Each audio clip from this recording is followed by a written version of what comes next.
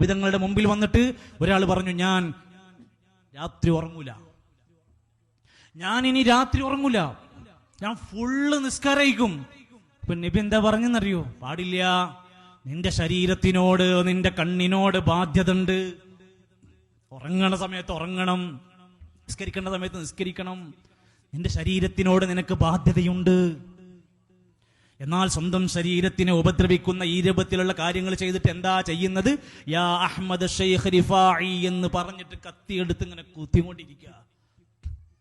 ഇതിനൊക്കെ നമ്മുടെ ഉമ്മത്തിലെ ആളുകൾ അറിയാതെയാണോ അറിഞ്ഞുകൊണ്ടാണോ എന്ന് വിലയിരുത്താനും പഠിക്കാനും വേണ്ടി പറയാണ്. അതുകൊണ്ട് അള്ളാഹുവിലേക്ക് മടങ്ങുന്നതിന് പകരമായി വേറെ ഏത് രൂപത്തിലുള്ള പ്രവർത്തനങ്ങൾ നമ്മൾ ചെയ്തു കൂട്ടുന്നുവോ, അള്ളാഹുവിന്റെ പ്രവാചകന്മാര് പറഞ്ഞ വാക്കാണ് ഫഫിറൂ ഇലല്ലാഹ് ഇന്നീ ലക്കും മിൻഹു നദീറും മുബീൻ.